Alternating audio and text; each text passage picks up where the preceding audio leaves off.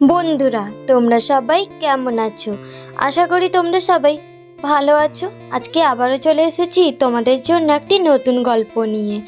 গল্পটির নাম হচ্ছে গরিব কৃষকের জাদুর লাউ। এক যে ছিল বেজায় মিষ্টি গ্রাম। গ্রামটির নাম ছিল চাঁদপুর। সেই গ্রামে সমস্ত শ্রেণীর মানুষ বাস করত, গরিব কৃষক থেকে শুরু করে ধনী ব্যবসায়ী। সেই গরিব কৃষকের মধ্যে তপনও ছিল একজন। তপন তার স্ত্রী ও কন্যাকে নিয়ে সেই গ্রামে বাস করত। ওদের খুব কষ্ট দুঃখে দিন কাটতো।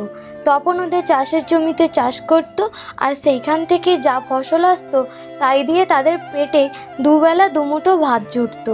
কোনো রকম তাদের এইভাবে দিন কাটতো। হঠাৎই একদিন তপন চাষের জমি থেকে বাড়ি ফিরছে। এমতাবস্থায় তার পায়ে লাগলো একটি লাউ গাছের চারা। ও সেটা বাড়ি নিয়ে এসে খুবই যত্নের সহিত চারাটি লাগালো এবং প্রতিদিনই তার স্ত্রী সেটা যত্ন ও পরিচর্যা করত। এইভাবে কয়েক মাস যাওয়ার পর গাছটি বড় হলো এবং তাতে করে অনেক ফুল ফুটলো, কিন্তু একটাও লাউ হলো না। এই দেখে ওই কৃষকের স্ত্রী বলতে লাগলো, কোত্থেকে কি একটা গাছ জোগাড় করে এনে লাগালে, যাতে করে একটাও লাউ হলো না। বাড়ির চারা লাগালে এতদিনে বেশি কিছু না হলেও একটা লাউ তো হতো। দূর! এই বলে সে তার কাজে চলে গেল এবং কৃষকও চলে গেল চাষের জমিতে। এইভাবে বেশ মাস কয়েক কাটলো। কয়েক মাস কাটার পর একদিন ওরা তিনজনে মিলে চাষের জমি থেকে বাড়ি ফিরছিল। বাড়ি ফিরে হঠাৎই তপনের মনে হলো একবার যাই তো, লাউ গাছটি বেঁচে আছে কি মরে গেছে কিনা। এসে দেখে তো চক্ষু চড়ক গাছ। এ কি কাণ্ড! লাউ গাছে এসব কি ঝুলে রয়েছে? এত বড় বড় লাউয়ের মতো তো লাগছে। এত বড় লাউ তো এর আগে কখনো দেখিনি। তখন ও আনন্দে চিৎকার করতে থাকে, আর তার চিৎকারে তার স্ত্রী ও কন্যা ছুটে আসে। এই ভেবে যে তপনের কি কিছু হলো নাকি। এসে দেখে তো তারা অবাক। তপনের কিছু নয়, তাদের বাড়ির লাউয়ের গাছে এত বড় বড় লাউয়ের মতো দেখতে কী সব যেন ঝুলে রয়েছে। তপনের স্ত্রী তপনকে বলে, একবার কেটে দেখো তো, দেখা যাক কি আসলে সত্যি লাউ।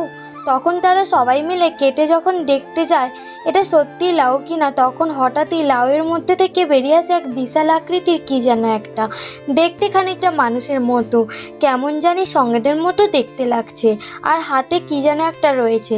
তখন ওই মানুষটি নিজে থেকে বলতে লাগে, আমি এক জাদুকর, আমি জাদু দেখাতে ভালোবাসি, কিন্তু আমার জাদু কেউই দেখতে পছন্দ করে না, তাই মনের দুঃখে আমি ওইখান থেকে চলে এসেছি এবং রাস্তায় যেতে যেতে দেখলাম এই লাউ গাছটি, এতে শুধু ফুল রয়েছে, একটাও লাউ নেই। তাই ভাবলাম এটাতে আমার জাদু দিয়ে লাউ তৈরি করি। এদের বাড়ির লোক এসে আমার জাদুটা দেখে কি বলে দেখি। যখন দেখলাম তোমরা খুবই খুশি হয়েছো, তাই তোমাদের আশীর্বাদ করলাম। তোমাদের এই লাউ গাছে সারাটি বছর ধরে লাউ হতে থাকবে। এই বলে সে সেখান থেকে চলে গেল। এরপর তারা তিনজন মিলে হাঁ করে লাউ গাছের দিকে তাকিয়ে রইল। কি বন্ধুরা, আমার এই গল্পটি কেমন লাগলো তোমাদের? যদি একটু হলেও ভালো লেগে থাকে তাহলে অবশ্যই আমার এই ছোট্ট চ্যানেলটিকে লাইক এবং সাবস্ক্রাইব করে রেখো। কি বন্ধুরা, করবে তো লাইক এবং সাবস্ক্রাইব?